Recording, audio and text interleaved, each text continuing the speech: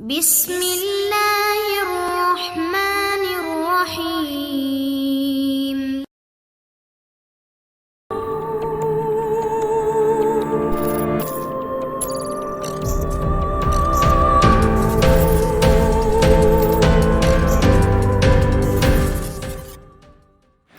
السلام علیکم دوستو، Imran series novel final game by Mazhar Kaleem. اگر آپ نے ابھی تک ہمارے چینل جاسوسی دنیا کو سبسکرائب نہیں کیا تو سبسکرائب کریں اور بیل آئیکن پر کلک کیجیے۔ جیکب نیچے گر کر تیزی سے اٹھنے ہی لگا تھا کہ اس سے بھی زیادہ تیز رفتاری سے عمران نے اسی کن پٹی پر لات مار دی اور وہ ایک بار پھر چیختا ہوا نیچے گرا، اور پھر وہ اٹھ نہ سکا کیونکہ عمران کی لات مسلسل حرکت میں رہی اور چند لمحوں بعد ہی جیکب ساکت ہو گیا۔ اس دوران عمران کے ساتھی باقی افراد کی گردنیں توڑ کر نہ صرف انہیں ہلاک کر چکے تھے بلکہ وہ ان کی لاشوں کو گھسیٹ کر کوڑے کرکٹ کے ڈرموں کے پیچھے لے جا چکے تھے۔ جیکب بے ہوش ہو چکا تھا، اس کی ناک اور منہ سے خون بہنے لگ گیا تھا۔ عمران نے بجلی کی سی تیزی سے جھک کر اسے اٹھایا اور پھر اسے لے کر وہ دوڑتا ہوا ان ڈرموں کے پیچھے لے آیا۔ تم باہر رکو، میں اس سے پوچھ گچھ کر لوں، خیال رکھنا جو بھی نظر آئے اسے اڑا دینا۔ عمران نے جھک کر جیکب کو نیچے لٹا کر اس کی ناک اور منہ پر دونوں ہاتھ رکھتے ہوئے اپنے ساتھیوں سے کہا، اور اس کے ساتھی دوڑتے ہوئے تیزی سے آگے بڑھ کر ویگن کے سائیڈ اور دیوار میں موجود دروازے کی سائیڈوں میں اس طرح کھڑے ہو گئے کہ دور سے دیکھنے والے کو کسی قسم کا شک نہ پڑ سکے، جبکہ جولیا اور صالحہ بدستور ویگن کے اندر ہی موجود تھیں۔ ان سب نے جیبوں میں ہاتھ ڈال رکھے تھے جن میں مشین پسٹل موجود تھے، اور وہ ہر لمحے کسی بھی قسم کے خطرے سے نمٹنے کے لیے پوری طرح تیار نظر آ رہے تھے۔ ادھر جب جیکب کے جسم میں حرکت کے آثار نمودار ہونے لگے تو عمران نے دونوں ہاتھ ہٹائے اور سیدھا ہو کر کھڑا ہو گیا۔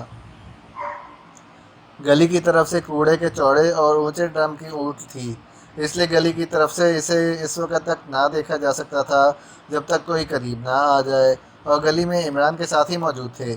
پھر جیسے ہی جیکب نے کراتے ہوئے آنکھیں کھولیں اور اس کا جسم اٹھنے کے لیے تیزی سے سمٹنے لگا تو عمران نے اس کی گردن پر پیر رکھ کر اسے موڑ دیا، اور جیکب کے جسم نے بے اختیار جھٹکے کھانے شروع کر دیے۔ اس کے منہ سے خرخراہٹ کی آوازیں نکلنے لگ گئیں اور چہرہ تکلیف کی شدت سے بری طرح بگڑ گیا تھا۔ عمران نے پیر کو تھوڑا سا واپس کیا تو جیکب کی حالت جس تیزی سے بگڑی تھی اتنی ہی تیزی سے نارمل ہونا شروع ہو گئی، لیکن اس کے چہرے پر تکلیف کے تاثرات ویسے ہی موجود تھے، اور تکلیف کی شدت سے اس کی آنکھیں پوری طرح نہ بند ہو رہی تھیں اور نہ ہی پوری طرح کھل رہی تھیں۔ آنکھوں میں سرخی نمایاں نظر آنے لگ گئی تھی۔ بولو، میکارنو کون ہے اور کہاں ہے؟ بولو۔ میکارنو لارڈ ہے، لارڈ کلب کا لارڈ میکارنو ہی ہے، وہ اپنے خصوصی آفس میں ہے۔ جیکب کے منہ سے رک رک کر لیکن مسلسل الفاظ نکل رہے تھے۔ کوبرا میزائل فیکٹری کا راستہ کہاں ہے؟ عمران نے کہا۔ لارڈ کو معلوم ہوگا، لارڈ کو مجھے نہیں معلوم، کیونکہ راستہ کلب میں نہیں ہے، کسی اور جگہ ہے جس کا علم لارڈ کو ہے، مجھے نہیں ہے، جیکب نے جواب دیتے ہوئے کہا، اور عمران نے پیر کو ایک جھٹکے سے موڑا تو جیکب کے جسم نے ایک زوردار جھٹکا کھایا اور اس کے ساتھ ہی اس کی آنکھیں بے نور ہوتی چلی گئیں۔ عمران نے پیر ہٹایا اور تیزی سے مڑ کر وہ ڈرم کی اونٹ سے نکل کر اپنے ساتھیوں کی طرف بڑھنے لگا۔ جولیا اور صالحہ، اب تم دونوں بھی باہر آ جاؤ، عمران نے کہا تو ویگن میں سے جولیا اور صالحہ بھی باہر آ گئیں۔ یہ لارڈ ہی اصل میکارنو ہے، اس کے دو روپ ہیں اور فیکٹری اس کلب کے نیچے ہے، لیکن اس کا راستہ کسی اور جگہ سے ہے۔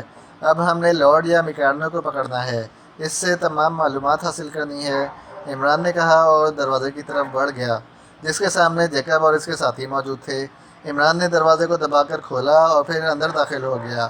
یہ ایک طویل راہداری تھی جس کے اختتام پر سیڑھیاں اوپر جا رہی تھیں۔ عمران کے پیچھے اس کے ساتھی بھی اندر داخل ہوئے۔ سب سے آخر میں صفدر اندر آیا اور پھر اس نے دروازے کو اندر سے لاک کر دیا۔ عمران سیڑھیاں چڑھتا ہوا جب اوپر پہنچا تو یہ ایک خاصا بڑا کمرہ تھا جو ہر قسم کے ساز و سامان سے خالی تھا۔ دروازے کے مقابل دیوار میں ایک اور دروازہ تھا جو کھلا ہوا تھا، اور وہاں بھی ایک چھوٹی سی راہداری تھی جس کا اختتام بھی سیڑھیوں پر ہو رہا تھا۔ عمران اور اس کے ساتھی اس کمرے کو کراس کر کے اس راہداری میں آئے اور پھر عمران سیڑھیاں چڑھتا ہوا اوپر پہنچا تو سیڑھیوں کے آخر میں بھی دروازہ تھا جو اندر سے بند تھا۔ عمران نے لاک ہٹایا اور دروازے کو آہستہ سے کھولا۔ اور اس کے ساتھ ہی اس نے بے اختیار ایک طویل سانس لیا۔ یہ دروازہ ایک چوڑی سی راہداری میں کھلتا تھا اور اسے دیکھتے ہی عمران سمجھ گیا کہ یہ وہی راہداری ہے جو کلب کے مین ہال سے دائیں طرف کو ہے۔ اس راہداری سے گزر کر وہ لوٹ کے آفس پہنچے تھے۔ راہداری خالی پڑی ہوئی تھی، البتہ ہال کی طرف سے مدھم شور سنائی دے رہا تھا جس میں نسوانی آوازیں بھی شامل تھیں۔ عمران اس راہداری میں آ گیا، لیکن جہاں پہلے لارڈ کے آفس کا دروازہ تھا اب وہاں سپاٹ دیوار تھی۔ راہداری خالی تھی، وہاں کوئی آدمی موجود نہ تھا۔ عمران تیزی سے اس دیوار کی طرف بڑھا جہاں پہلے اس نے آفس کا دروازہ دیکھا تھا۔ اس نے دیوار پر ہاتھ رکھ کر اسے دبایا، لیکن دیوار ٹھوس تھی۔ حیرت ہے، شاید اس دیوار سے ملتی جلتی کوئی دوسری دیوار ہو۔ بہرحال آؤ، اب ہال سے معلوم ہوگا کہ لارڈ کہاں ہے، عمران نے کہا اور تیزی سے آگے بڑھتا چلا گیا۔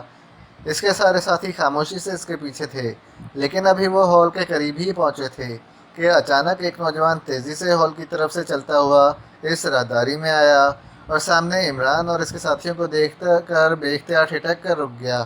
اس کے چہرے پر انتہائی حیرت کے تاثرات ابھر آئے تھے۔ لارڈ کہاں ہے؟ عمران نے اطمینان بھرے لہجے میں کہا۔ تم لوگ کون ہو اور کہاں سے آ رہے ہو؟ ہمیں ہیڈلر نے بھیجا ہے لارڈ کے پاس۔ کہاں ہے لارڈ؟ اوہ، وہ تو دوسری سمت راہداری میں ہے، آؤ میرے ساتھ۔ اس نوجوان نے ہیڈلر کا نام سن کر اطمینان بھرے لہجے میں کہا اور واپس مڑ گیا۔ عمران اور اس کے ساتھی خاموشی سے اس کے پیچھے چلتے ہوئے ہال میں داخل ہوئے۔ ہال میں ہر شخص اپنی مستی میں غرق تھا۔ کاؤنٹر پر موجود 4 آدمی سروس دینے میں مصروف تھے۔ عمران اور اس کے ساتھی اس نوجوان کے پیچھے چلتے ہوئے ہال کے دوسرے کنارے میں موجود راہداری میں پہنچ گئے تو عمران نے بے اختیار ایک طویل سانس لیا، کیونکہ یہاں بالکل پہلے جیسی راہداری موجود تھی۔ اس کے آخر میں البتہ دیوار تھی جس میں کوئی دروازہ نہیں تھا، اور یہاں مشین گنوں سے مسلح 4 افراد موجود تھے، اور وہاں لارڈ کا آفس کا دروازہ بھی موجود تھا۔ چاروں افراد عمران اور اس کے ساتھیوں کو دیکھ کر چوکنا ہو گئے۔ انہیں ہیڈلر نے بھیجا ہے باس لارڈ کے پاس۔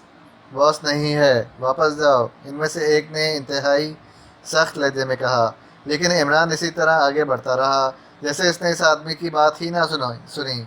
آگے مت آؤ، میں کہہ رہا ہوں کہ واپس جاؤ، اس آدمی نے تیزی سے ایک قدم آگے بڑھ کر انتہائی درشت لہجے میں کہا، لیکن دوسرے لمحے وہ عمران کا زوردار تھپڑ کھا کر چیختا ہوا نیچے گرا، اور اس کے ساتھ ہی راہداری ٹھک ٹھک کی آوازوں اور ان مسلح افراد اور انہیں ساتھ لے کر جانے والے نوجوانوں کی چیخوں سے گونج اٹھی۔ وہ سب چیختے ہوئے نیچے گرے اور بری طرح تڑپنے لگے۔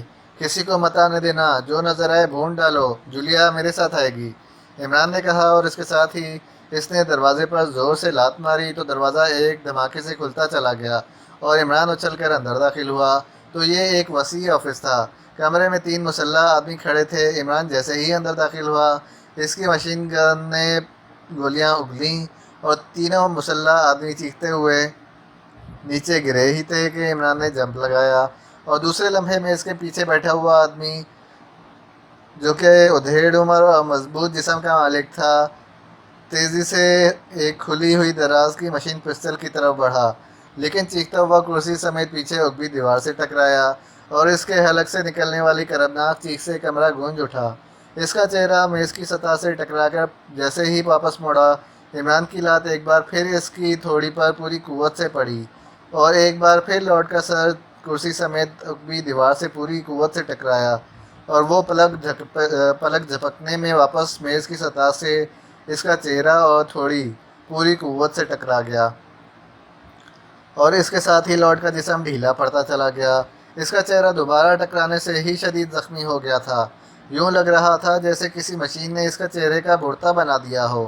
عمران اچھل کر میز سے نیچے اترا اور اس نے کرسی میں ڈھیلے انداز میں پڑے ہوئے لارڈ کے جسم کو بازو سے پکڑ کر ایک زوردار جھٹکے سے کرسی سے کھینچا، اور بازو گھما کر اس نے بے ہوش لارڈ کے جسم کو میز کی دوسری طرف فرش پر بچھے ہوئے قالین پر پھینک دیا۔ جولیا دروازے کے قریب موجود تھی۔ باہر سے تیز فائرنگ اور انسانی چیخوں کی آوازیں مسلسل سنائی دے رہی تھیں۔ یہ آوازیں عمران نے اب سنی تھیں۔ باہر زبردست مقابلہ ہو رہا ہے عمران، اسے اٹھاؤ اور یہاں سے نکل چلو، جولیا نے کہا۔ بے فکر رہو، سیکرٹ سروس کے ممبران اب ان عام سے گنڈوں سے مار نہیں کھاتے۔ باہر کون سی جگہ ہے پوچھ گچھ کی، انہیں جا کر کہو کہ بم مار دیں، عمران نے انتہائی سرد لہجے میں کہا، تو جولیا سر ہلاتی ہوئی اچھل کر دروازے سے باہر نکلی اور دوڑتی ہوئی ہال کی طرف بڑھ گئی۔ عمران نے جھک کر لارڈ کو اٹھا کر کرسی پر ڈالا اور دوسرے لمحے اس کا بازو گھوما اور لارڈ کے چہرے پر زوردار تھپڑ پڑا۔ اس کے ساتھ ہی عمران کا دوسرا بازو گھوما اور دوسرے گال پر پڑنے والے زوردار تھپڑ نے اس کا گال ہی پھاڑ کر رکھ دیا۔ اس کے ساتھ ہی لارڈ چیخ مار کر ہوش میں آ گیا۔ اس کے ہوش میں آتے ہی عمران نے ایک ہاتھ سے اس کا سر پکڑ کر کرسی سے لگایا اور دوسرے ہاتھ کی 2 انگلیاں اس نے پوری قوت سے لارڈ کے دونوں نتنوں میں اس انداز میں ڈال دیں جیسے نیزہ کسی خالی جگہ پر مار دیا جاتا ہے، اور دوسرے لمحے اس نے اپنے ایک ہاتھ کو ایک خاص انداز میں حرکت دے کر جب کھینچا تو اس کے ناخنوں میں موجود بلیڈوں نے لارڈ کے دونوں نتنوں کو آدھے سے زیادہ کاٹ کر رکھ دیا۔ اس کے ساتھ ہی لارڈ کی پیشانی پر ایک رگ ابھر آئی اور لارڈ کے حلق سے صرف ایک ہی چیخ نکل سکی۔ اس کے بعد تو اسے شاید چیخنے کا موقع ہی نہ مل سکا تھا۔ اس کا چہرہ تکلیف کی شدت سے بری طرح بگڑ گیا تھا اور چہرہ اور آنکھیں مسلسل اور خوفناک تشدد کی وجہ سے پتھرائی ہوئی سی نظر آ رہی تھیں۔ پیشانی پر رگ ابھرتے ہی عمران کا ہاتھ ایک بار پھر حرکت میں آیا اور اس کی مڑی ہوئی انگلی کا ہک پوری قوت سے لارڈ کی پیشانی پر ابھر آنے والی رگ پر پڑا اور لارڈ کا جسم اس انداز میں تڑپا جیسے اس کے جسم سے لاکھوں وولٹ کا الیکٹرک کرنٹ گزر گیا ہو۔ اس کا منہ چیخنے کے انداز میں کھلا لیکن اس کے منہ سے چیخ نہ نکل سکی تھی۔ تمہارا نام میکارنو ہے، لارڈ میکارنو، بولو بولو، عمران نے چیختے ہوئے کہا، اور اس کے ساتھ ہی اس نے پیشانی پر ابھر آنے والی رگ پر دوسری ضرب لگا دی۔ وہ لارڈ میکارنو کو سنبھلنے کا موقع ہی نہ دینا چاہتا تھا کیونکہ اسے احساس تھا کہ باہر اس کے ساتھیوں کی پوزیشن خاصی نازک ہوگی اور جیسے جیسے وقت گزرتا جائے گا اس کی پوزیشن نازک سے نازک تر ہوتی جائے گی۔ اس لیے وہ جلد از جلد لارڈ کے اعصابی نظام کو ختم کر کے اسے لاشعوری کیفیت میں لانا چاہتا تھا تاکہ اسے بغیر کسی مزاحمت کے کوبرا میزائل فیکٹری کے بارے میں تفصیلات مل سکیں۔ ہاں ہاں، میں میکارنو ہوں، میں ہی لارڈ میکارنو ہوں، میں ہی میکارنو کے منہ سے رک رک کر الفاظ نکلنے لگے۔ کوبرا میزائل فیکٹری کا راستہ کہاں سے ہے؟ بولو، جلدی بولو، عمران نے ایک بار پھر اس کی پیشانی پر ضرب لگاتے ہوئے کہا، اور میکارنو کا جسم یکلخت ڈھیلا پڑ گیا۔ اس کا چہرہ اب اس قدر بگڑ گیا تھا کہ شاید اس سے زیادہ بگڑنے کی گنجائش ہی باقی نہ رہی تھی۔ ماسٹر میکارنو نے جواب دیا اور اس کے ساتھ ہی اس کی گردن ڈھلک گئی۔ شاید تکلیف کی شدت انتہا تک پہنچنے کی وجہ سے وہ بے ہوش ہو گیا تھا۔ عمران نے جیب سے مشین پسٹل نکالا اور دوسرے لمحے ٹھک ٹھک کی آوازوں کے ساتھ ہی گولیاں میکارنو کے سینے میں اترتی چلی گئیں، اور اس کے ساتھ ہی عمران عقبی دیوار میں موجود دروازے کی طرف بڑھ گیا۔ عقبی طرف ایک چھوٹا سا کمرہ تھا جس کی دیوار میں ایک سیف موجود تھا جس پر نمبروں والا تالا تھا۔ عمران نے مشین پسٹل کی نال اس تالے پر رکھی اور ٹریگر دبا دیا۔ چند گولیوں کے بعد ہی تالے کے پرزے ٹوٹ گئے اور عمران نے سیف کھولا تو اس کے ایک خانے میں ایک سرخ رنگ کی فائل موجود تھی جبکہ باقی خانے بھاری مالیت کے کرنسی نوٹوں سے بھرے ہوئے تھے۔ عمران نے فائل اٹھائی۔ فائل پر جلی حروف میں کوبرا میزائل فیکٹری لکھا تھا۔ عمران نے اسے کھولا اور سرسری سی نظر ڈالنے کے بعد اس نے فائل بند کر دی اور پھر اسے طے کر کے اس نے کوٹ کی جیب میں ڈال لیا اور تیزی سے واپس مڑا۔ چند لمحوں بعد وہ آفس سے نکل کر راہداری سے ہوتا ہوا جب ہال میں داخل ہوا تو اس کی آنکھیں حیرت سے پھٹنے کے قریب ہو گئیں۔ وہاں فرش پر ہر طرف عورتوں اور مردوں کی لاشیں بکھری ہوئی تھیں۔ پورے ہال میں ہر طرف خون ہی خون پھیلا ہوا تھا۔ صفدر اور جولیا ہال کے مین گیٹ کے قریب کھڑے ہوئے تھے جبکہ باقی ساتھی باہر تھے۔ جلدی بلاؤ باہر والوں کو بھی، ہم اسی خفیہ راستے سے باہر نکلیں گے، عمران نے کہا تو جولیا تیزی سے باہر نکل گئی جبکہ عمران دوڑتا ہوا ہال کراس کر کے دوسری طرف راہداری میں پہنچ گیا۔ تھوڑی دیر بعد اس کے سارے ساتھی بھی اس کے ساتھ راہداری میں آ گئے اور پھر جس راستے سے وہ اندر آئے تھے اسی راستے سے ہی واپس کلب کے عقبی طرف پہنچ گئے جہاں ابھی تک ان کی ویگن موجود تھی۔ عمران نے بجلی کی سی تیزی سے ڈرائیونگ سیٹ سنبھالی جبکہ اس کے باقی ساتھی عقبی سیٹوں پر بیٹھ گئے اور عمران نے ویگن ایک جھٹکے سے آگے بڑھائی اور پھر سڑک پر پہنچ کر اس نے اسے اس اطراف مڑنے کی بجائے جدھر کلب کا مین گیٹ تھا مخالف سمت موڑ دیا اور ویگن انتہائی تیز رفتاری سے دوڑتی ہوئی آگے بڑھتی چلی گئی۔ عمران کے ساتھی خاموش بیٹھے ہوئے تھے جبکہ ان کی پیشانی پر موجود سلوٹیں بتا رہی تھیں کہ اس وقت وہ خاصی الجھن میں مبتلا ہیں۔ تھوڑی دیر بعد عمران نے ویگن ایک سائڈ پر کر کے ایک تنگ سی گلی میں موڑ کر روک دی۔ چلو نیچے اترو، اب ہمیں پیدل آگے بڑھنا ہوگا ورنہ ہمیں چیک کیا جا سکتا ہے، عمران نے ڈرائیونگ سیٹ سے نیچے اترتے ہوئے کہا تو اس کے ساتھی بھی نیچے اتر آئے اور پھر وہ پیدل ہی عمران کی رہنمائی میں تھوڑا سا آگے بڑھنے کے بعد ایک سائڈ پر موڑے تو سامنے ہی ایک ویران سا آتا نما مکان موجود تھا۔ عمران نے احاطے میں داخل ہوا تو اس کے ساتھی بھی اس کے پیچھے اندر داخل ہو گئے۔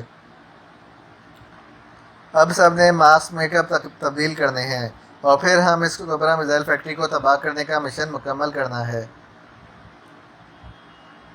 عمران نے ایک کمرے میں داخل ہوتے ہوئے کہا تو سب نے اس بات میں سر ہلا دیے اور تیزی سے دوسرے کمروں کی طرف بڑھتے چلے گئے۔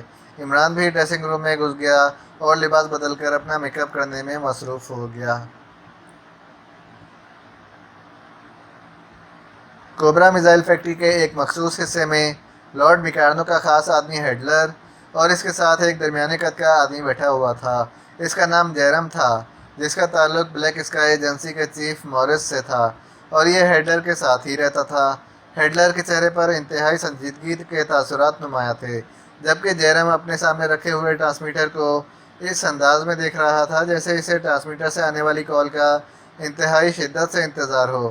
یہ لارڈ آخر کال اٹینڈ کیوں نہیں کر رہا؟ ہیڈلر نے سامنے بیٹھے ہوئے آدمی سے کہا۔ میں کیا کہہ سکتا ہوں جناب، میں نے اسی لیے چیف مورس کے لیے پیغام چھوڑا ہے کہ وہ مجھے کال کرے تو پھر میں اسے بتاؤں کہ لارڈ ہماری کال اٹینڈ نہیں کر رہا ہے، لیکن چیف مورس بھی کال نہیں اٹھا رہا ہے۔ سمجھ میں نہیں آ رہا ہے کہ آخر بار ہو کیا رہا ہے۔ لارڈ اور چیف مورس کال کیوں اٹینڈ نہیں کر رہے ہیں؟ جیرم نے پریشانی کے عالم میں کہا، اور پھر اس سے پہلے کہ مزید کوئی بات ہوتی ٹرانسمیٹر سے سیٹی کی آواز سنائی دی تو جیرم نے جھپٹ کر ٹرانسمیٹر آن کر دیا۔ Hello hello, Simon calling over. دوسری طرف سے ایک آدمی کی تیز اور متوحش آواز سنائی دی تو ہیڈلر اور وہ دونوں آدمی باحتیاط اچھل پڑے۔ یس جیرم اٹینڈنگ یو اوور، اس آدمی نے تیز لہجے میں کہا۔ باس، ٹرانگا کلب میں تباہی مچ چکی ہے، ہر طرف قیامت کا سماں ہے اوور۔ دوسری طرف سے سہمی ہوئی اور خوفزدہ آواز سنائی دی تو جیرم اور ہیڈلر چونک پڑے۔ ان کے چہروں پر حیرت کے تاثرات نمایاں ہو گئے۔ کیا مطلب؟ کیا کہہ رہے ہو تم اوور؟ جیرم نے حیرت بھرے لہجے میں کہا۔ یہ سچ ہے باس، کلب میں موجود تمام افراد کو گولیاں مار کر ہلاک کر دیا گیا ہے، بے شمار آدمیوں کو جن کی ہر طرف لاشیں ہی لاشیں بکھری ہوئی ہیں۔ ایسا لگ رہا ہے جیسے یہاں پر قتل عام کیا گیا ہو اوور، سائمن نے جواب دیا۔ اس کے لہجے میں بے پناہ خوف اور دہشت جھلک رہی تھی۔ اور لارڈ کہاں ہے؟ لارڈ کی بھی لاش اس کے آفس میں پڑی ہوئی ہے، اس پر تشدد کیا گیا ہے اور جناب قاتلوں کے بارے میں کسی کو بھی معلوم نہیں ہے۔ پولیس نے کلب کو چاروں طرف سے گھیر رکھا ہے، انتظامیہ کے بڑے افسر پہنچ چکے ہیں، ہر طرف افراتفری مچی ہوئی ہے اوور۔ اوہ، اس قتل عام کرنے والوں کا کوئی نہ کوئی کلو حاصل کرو، کچھ نہ کچھ تو معلوم ہو جائے گا اوور۔ صرف اتنا معلوم ہوا ہے کہ کلب میں 2 عورتیں اور 10 مرد داخل ہوئے تھے، ان کے پاس جدید ترین اسلحہ تھا۔ ہال میں داخل ہوتے ہی انہوں نے نہ صرف اندھا دھند فائرنگ کی تھی بلکہ بم بھی پھینکے تھے۔ لوگوں کو مارنے کے لیے انہوں نے کھلے عام فائرنگ کی تھی اور اندرونی حصوں میں بم بلاسٹ کیے گئے تھے، اور پھر وہ سارے کلب میں گھس گئے اور انہیں جو بھی دکھائی دیا انہوں نے اسے نہایت بے رحمی سے ہلاک کر دیا تھا۔ ان میں سے ایک آدمی جو شدید زخمی ہے، اسی نے پولیس کو بس یہ بیان دیا ہے، مزید معلومات نہیں مل سکیں۔ اور باس، کلب میں داخل ہونے سے پہلے ان افراد نے چیف مورس کی رہائش گاہ جو ان کا ہیڈ کوارٹر بھی تھا وہاں بھی حملہ کیا۔ ہیڈ کوارٹر کے بھی تمام افراد مارے جا چکے ہیں اور چیف مورس کی لاش بھی وہاں سے ملی ہے، اس پر بھی تشدد کیا گیا ہے اوور۔ اس کا مطلب ہے لارڈ میکارنو کے ساتھ ساتھ ہماری ایجنسی کا چیف بھی ختم ہو چکا ہے اوور، جیرم نے متوحش لہجے میں کہا۔ یس باس اوور، سائمن نے جواب دیا۔ اوکے، مزید معلومات حاصل کرو اور پھر رپورٹ دو اوور اینڈ آل، جیرم نے کہا اور ٹرانسمیٹر آف کر دیا۔ یہ کیا ہو گیا؟ ایسا تو ممکن ہی نہیں ہے، ٹرانگا کلب میں تو کوئی پرندہ بھی پر نہیں مار سکتا تھا، جیرم نے انتہائی حیرت بھرے لہجے میں کہا۔ ہیڈلر خاموشی سے ان کی باتیں سن رہا تھا، اس کا چہرہ پریشانی سے بگڑا ہوا تھا اور وہ انتہائی متوحش دکھائی دے رہا تھا۔ جیرم کا بھی خوف اور پریشانی سے برا حال تھا، اس قدر تباہی اور قتل و غارت کا سن کر اس کے بھی ہوش اڑے ہوئے تھے۔ سب سے زیادہ دھچکا اسے بلیک اسکائی کے چیف مورس کی ہلاکت کا سن کر لگا تھا۔ یہ کارروائی ایشیائی ایجنٹوں کی ہے جیرم، اور وہ لوگ اس سے بھی زیادہ بڑی کارروائی کر سکتے ہیں۔ اب تم مجھے یہ بتاؤ کہ کوبرا میزائل فیکٹری کو ان کے ہاتھوں سے بچانے کے لیے تمہاری کیا پلاننگ ہے؟ ہیڈلر نے کہا۔ اس کے لیے مجھے چیف سیکرٹری صاحب سے بات کرنی ہوگی، جناب اب یہ ضروری ہو گیا ہے، جب تک چیف مورس زندہ تھا اس وقت تک یہ ساری ذمہ داری ان کی تھی، لیکن اب یہ ذمہ داری میری ہو گئی ہے، لیکن میں اب جب تک چیف سیکرٹری صاحب سے بات نہیں کر لوں گا اس وقت تک میں آپ کو کچھ نہیں بتا سکتا۔ جیرم نے کہا تو ہیڈلر نے اس بات میں سر ہلا دیا، اور پھر جیرم نے تیزی سے سامنے رکھے ہوئے فون کا ریسیور اٹھایا اور تیزی سے نمبر پریس کرنا شروع ہو گیا۔ PA2 chief secretary. رابطہ ملتے ہی ایک مردانہ آواز سنائی دی، Jerome second chief of Black Sky بول رہا ہوں، میری فوراً چیف سیکرٹری صاحب سے بات کرائیں، اٹ از موسٹ ایمرجنسی۔ جیرم نے تیز تیز بولتے ہوئے کہا۔ ہولڈ کریں، دوسری طرف سے کہا گیا۔ یس آسٹن اٹینڈنگ یو، اوور۔ چند لمحوں بعد چیف سیکرٹری سر آسٹن کی مخصوص آواز سنائی دی، جناب جیرم بول رہا ہوں، اور میں بلیک اسکائی کے چیف مورس کا نمبر 2 اور ایجنسی کا سیکنڈ چیف ہوں۔ چیف مورس کے حکم پر میں خصوصی طور پر کوبرا میزائل فیکٹری میں لارڈ میکارنو کے نمبر 2 مسٹر ہیڈلر کے ساتھ اس کے خصوصی آفس میں موجود ہوں اور اسی آفس سے بول رہا ہوں، جیرم نے کہا، اور پھر اس نے چیف مورس کی رہائش گاہ اور ٹرانگا کلب پر ہونے والے وحشت ناک حملے کی تفصیلات بتانی شروع کر دیں۔ مجھے یہ ساری اطلاعات مل چکی ہیں۔ نان سینس، یہ سب مجھے بتانے کی ضرورت نہیں ہے، تم یہ بتاؤ کہ ان حملہ آوروں کا کیا ہوا ہے، ان کا کچھ پتہ چلا ہے یا نہیں؟ وہ حملہ کرتے ہی یہاں سے نکل جانے میں کامیاب ہو گئے۔ سر، سمجھ میں نہیں آ رہا کہ آخر ان لوگوں کو اس قدر ٹاپ سیکرٹ کا علم کیسے ہو گیا کہ فیکٹری کہاں پر موجود ہے، اور جناب جس انداز میں لارڈ میکارنو پر تشدد کے بارے میں مجھے بتایا گیا ہے، اس سے صاف لگ رہا ہے کہ ان لوگوں نے لارڈ میکارنو پر شدید ترین تشدد کیا تھا، اور لارڈ میکارنو نے انہیں فیکٹری میں داخلے کا راستہ بتا دیا ہے، اور کوبرا فیکٹری کو شدید ترین خطرات لاحق ہو گئے ہیں۔ تو اب تم کیا چاہتے ہو، یہ بتاؤ۔ نان سینس، چیف سیکرٹری نے اسی طرح غصیلے لہجے میں کہا، کوبرا میزائل فیکٹری کو بچانے کی ذمہ داری بلیک اسکائی ایجنسی کی ہے جناب۔ چیف مورس تو ہلاک ہو چکے ہیں، میں چاہتا ہوں کہ اب یہ ساری ذمہ داری مجھے سونپ دیں تاکہ میں اپنی پوری قوت لگا کر اس فیکٹری کو غیر ملکی ایجنٹوں سے تباہ ہونے سے بچا سکوں۔ جیرم نے برسر مطلب پر آتے ہوئے کہا، تو کیا تم یہ چاہتے ہو کہ بلیک اسکائی کا چیف تمہیں مقرر کر دیا جائے؟ جی ہاں جناب، چیف مورس کے بعد مجھ میں ہی اتنی قوت ہے کہ میں ان پاکیزیائی ایجنٹوں کا مقابلہ کر سکوں اور ان سے کوبرا میزائل فیکٹری کو تباہ ہونے سے بچا سکوں۔ ٹھیک ہے، تم آج سے بلکہ ابھی سے بلیک اسکائی کے چیف ہو، اب تم نے فوری حرکت میں آنا ہے۔ اس کوبرا میزائل فیکٹری کو کسی صورت بھی تباہ نہیں ہونا چاہیے، ورنہ کرانس کے مفادات کو ناقابل تلافی نقصان پہنچے گا۔ اگر ایسا ہوا تو بلیک اسکائی ایجنسی کو بھی ختم کر دیا جائے گا اور تمہارا کورٹ مارشل بھی کر دیا جائے گا، سمجھ گئے ہو؟ چیف سیکرٹری نے کہا۔ یس سر، آپ بے فکر رہیں، آپ نے مجھے بلیک اسکائی کا چیف مقرر کر دیا ہے، اور اس کے بعد یہ میری قومی ذمہ داری بن گئی ہے کہ میں اس فیکٹری کو پاکیزیائی ایجنٹوں سے تحفظ دلاؤں اور انہیں ان کے انجام تک پہنچا کر ان سے چیف مورس اور لارڈ میکارنو سمیت ان تمام افراد کی ہلاکت کا بدلہ لوں جنہیں انہوں نے اس قدر بے رحمی اور سفاکی سے ہلاک کیا ہے۔ اوور، جیرم نے کہا۔ لارڈ میکارنو کے آدمی ہیڈلر کو بھی اپنے ساتھ ملا لو اور تم دونوں مل کر کام کرو، اوور اینڈ آل، دوسری طرف سے کہا گیا، اور اس کے ساتھ ہی رابطہ ختم ہو گیا تو جیرم نے ٹرانسمیٹر آف کر دیا۔ اس کے چہرے پر مسرت پھوٹی پڑ رہی تھی۔ مورس کی ہلاکت کے بعد اب وہ بلیک اسکائی کا چیف بن گیا تھا، جس کا وہ نہ جانے کب سے خواب دیکھ رہا تھا، اور آخر کار آج اس کا خواب پورا ہو گیا تھا۔ اس لیے اس کی خوشی دیدنی تھی، لیکن اس کے سامنے چونکہ ہیڈلر موجود تھا اس لیے وہ خود کو کنٹرول کر رہا تھا تاکہ اسے اس خوشی کا علم نہ ہو سکے۔ چیف سیکرٹری صاحب نے تمہیں بھی میرے سامنے کام کرنے کے لیے کہا ہے۔ ہاں، میں نے سن لیا ہے، اور میں تمہارے ساتھ کام کرنے کے لیے تیار ہوں، ہیڈلر نے کہا۔ گڈ شو، مجھے بلیک اسکائی کے چیف مورس نے بتایا تھا کہ فیکٹری میں داخل ہونے کا ایک ہی راستہ ہے جو ماسٹر کلب سے آتا ہے۔ ماسٹر کلب سے وہ راستہ کہاں سے نکلتا ہے اور اس کا انٹرنس پوائنٹ کہاں ہے، اس کے بارے میں مورس کو بھی معلوم نہ تھا۔ کیا تم جانتے ہو وہاں سے انٹرنس پوائنٹ کہاں پر موجود ہے؟ جیرم نے ہیڈلر کی طرف دیکھتے ہوئے کہا۔ مجھے معلوم ہوگا تو میں بتاؤں گا، ہیڈلر نے جواب دیا۔ تو جیرم بے اختیار اچھل پڑا۔ کیا مطلب؟ راستہ اس کلب سے ہے اور تمہیں نہیں معلوم؟ یہی تو اصل چکر ہے، مجھے بھی چیف میکارنو نے یہی بتایا ہے کہ راستہ اسی ماسٹر کلب سے جاتا ہے۔ میں یہاں مستقل طور پر رہتا ہوں، لیکن مجھے آج تک اس راستے کا علم نہیں ہو سکا، اور نہ ہی کبھی کوئی آدمی اس کلب کے ذریعے فیکٹری میں گیا ہے اور نہ باہر آیا ہے، اور نہ کبھی مشینری گئی ہے۔ ہیڈلر نے کہا یہ کیسے ممکن ہے؟ ایسا تو ممکن ہی نہیں ہے۔ اس کا مطلب ہے کہ میکانو نے یہ بات تم سے بھی چھپائی ہے اور اس نے مورس کو بھی غلط بیانی کی تھی۔ جیرم نے کہا میں نے ایک بار یہی بات لارڈ سے کی تھی تو لارڈ نے کہا کہ اس نے غلط بیانی نہیں کی۔ راستہ واقعی ماسٹر کلب سے ہی جاتا ہے، لیکن اس کا علم مجھے یا کسی دوسرے کو قطعاً نہیں ہو سکتا۔ اور یہی بات ہے جناب کے باوجود کوشش کے واقعی مجھے انٹرنس پوائنٹ کا آج تک علم نہیں ہو سکا ہے۔ ہیڈلر نے کہا یہ بات بھی تو تمہیں میکانو نے بتائی تھی کہ فیکٹری کلوز کر دی گئی ہے۔ جیرم نے کہا ہاں، ہیڈلر نے جواب دیا۔ لارڈ میکانو کے علاوہ اور کسے معلوم ہو سکتا ہے اس راستے کے بارے میں؟ جیرم نے الجھے ہوئے لہجے میں کہا مجھے نہیں معلوم۔ ہیڈلر نے جواب دیتے ہوئے کہا افسوس، پھر اب میں کیا کر سکتا ہوں؟ جیرم نے کہا اور اس کے ساتھ ہی اس نے ایک بار فون کا ریسیور اٹھایا اور نمبر پریس کرنے لگا۔